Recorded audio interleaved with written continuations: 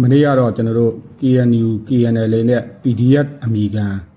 အကြမ်းဖက်တောင်းညမ်းသူတွေယာယီထိန်းချုပ်ထားတဲ့၄ကီကောဒေသရှုခင်းသားနဲ့ဆွဲတော်ကုန်းစခန်းပြန်လည်သိမ်းပိုက်ရရှိရတဲ့ကျွန်တော် KK Park မှာတရားမဝင်လုပ်ငန်းများမရှိစေရနေနေစုံမွေးလုပ်ငန်းများဆောင်ရွက်လျက်ရှိတဲ့သတင်းကိုထုတ်ပြန်ပြီးဖြစ်ပါတယ်။ဒါနဲ့ပတ်သက်ပြီးဒီနေ့မှလည်းမီဒီယာများရဲ့ဒီ KK Park နဲ့ပတ်သက်ပြီးမေးခွန်းများမေးမြန်းလာတာရှိပါတယ်။ဒါတွေကိုတပေါင်းတစည်းတဲ့ကျွန်တော်ပြောပြသွားမှာဖြစ်ပါတယ်။ပထမဆုံးတော့ KK Park ရဲ့တမိုင်းကြောင်းနဲ့ KK Park ဖြစ်လာတဲ့ကိစ္စတွေ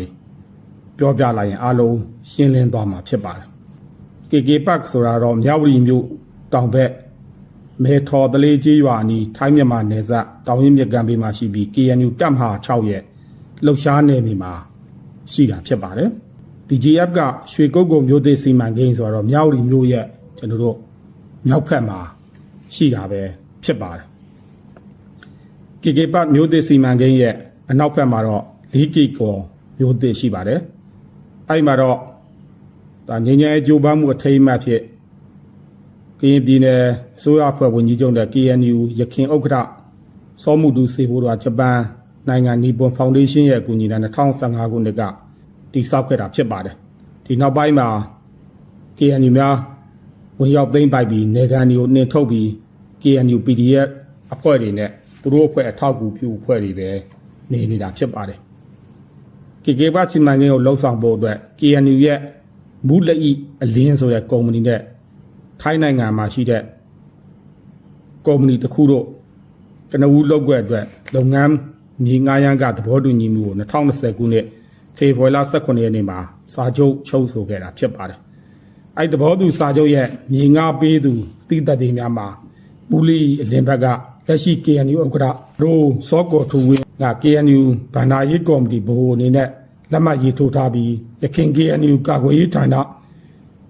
တာဝန်ခံပုံမူကြီးစောရောဂျာခင်ကလည်း KNU ဗန္ဒာရေးကော်မတီဘိုးအနေနဲ့လက်မှတ်ရေးထိုးခဲ့ပါတယ်။စာချုပ်မှာငှားရမ်းလုပ်တဲ့မြေစုစုပေါင်းဧက100ခန့်ကိုနှစ်ပေါင်း30ငှားရမ်းဖို့သဘောတူထားကြတာကိုလည်းတွေ့ရပါတယ်။ဒီစာချုပ်တွေဟာအခိုင်အမာရှိနေတဲ့စာချုပ်တွေဖြစ်ပါတယ်။စာချုပ်ပါအချက်လက်တွေအရဆိုရင်1ဧကကိုတစ်နှစ်ဘတ်3500လုံးနဲ့မြေ100ဧကအတွက်တစ်နှစ်လျင်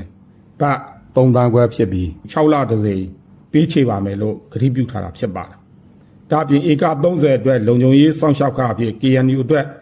တစ်လဘာ9သိန်းသတ်မှတ်ထားပြီးစီမံကိန်းဧရိယာကျယ်ဝန်းလာတဲ့နေရာလုံခြုံရေးစိတ်တိုးမြင့်ပေးမယ်လို့လည်းအဲ့စာချုပ်မှာကတိပြုခဲ့တာတွေ့ရပါတယ်။2022ခုနှစ်မေလထဲမှာ KNU နဲ့ Trans-Asa International Holding Group ကြားမှာစာချုပ်ထပ်ချုပ်တာမှာတော့မူလူအလင်းကုမ္ပဏီမဟုတ်တော့ဘဲနဲ့ KNU က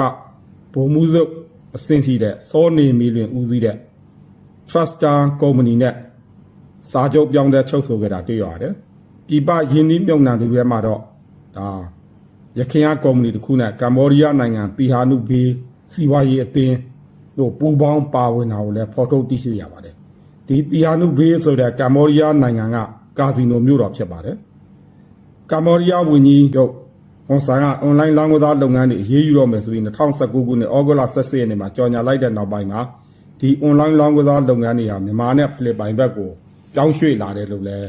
သတင်းသိရှိရပါတယ်။အဲ့ဒီသတင်းအချက်လက်တွေကိုကြည့်ရင် KK Park စီမံကိန်းဆိုတာ KNU ကခေါင်းဆောင်တွေကိုယ်တိုင်ပါဝင်ပတ်သက်နေတယ်ဆိုတာထင်ရှားတာတွေ့ရပါတယ်။ငွေကြေးရယူလိုမှုတစ်ခုနဲ့နိုင်ငံတော်ပိုင်မြေကိုဥပဒေမဲ့စွာအလွဲသုံးစားလုပ်ခဲ့တာပဲဖြစ်ပါတယ်။ဒါနဲ့ပတ်သက်ပြီးမနေ့ကသတင်းမှာလည်းကျွန်တော်ထုတ်ပြန်ပြီးဖြစ်ပါတယ်။ဒါနဲ့ပတ်သက်ပြီးဒီနေရာနဲ့ပတ်သက်ပြီးခွင့်ပြုထားတာတို့လှုပ်ဆောင်ထားတာတို့တရားဝင်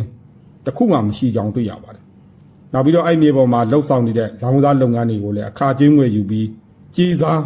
ကာကွယ်မှုများလှုပ်ဆောင်ပေးနေတာပဲဖြစ်ပါတယ်။ဒီလုံငန်းရရှိတဲ့ငွေကြေးတွေနဲ့နိုင်ငံတော်နဲ့တိုင်းရင်းသားပြည်သူလူထုအပေါ်မှာအကြမ်းဖက်တပ်ဖြတ်မှုတွေကျူးလွန်နေတာဖြစ်ပါတယ်။ အွန်လိုင်းလောင်စားလုပ်ငန်းတွေကိုကာကွယ်ပေးထားပြီးတရုတ်နိုင်ငံထိုင်းနိုင်ငံအပါအဝင်ဒေသတွင်းနိုင်ငံတကာအပေါ်မှာရာဇဝတ်မှုတွေကျူးလွန်အောင်လှုပ်ဆောင်ပေးနေတဲ့အဖွဲ့အစည်းပဲဖြစ်ပါတယ်။ဒါပတ်စံသာရမယ်ဆိုရင်တနိုင်ငံလုံးကိုလက်ညှိုးထိုးရောင်းစားဖို့ဝင်မလေးတဲ့ကြီးစားအကြမ်းဖက်သမားတွေဖြစ်တဲ့ KNU အဖွဲ့ကိုနိုင်ငံတကာနဲ့တိုင်းသားပြည်သူတရားလုံးကဝိုင်းဝန်းစိုက်ကြဖို့လိုချောင်းပြောကြားလိုပါတယ်။အားလုံးကိုကျေးဇူးတင်ပါတယ်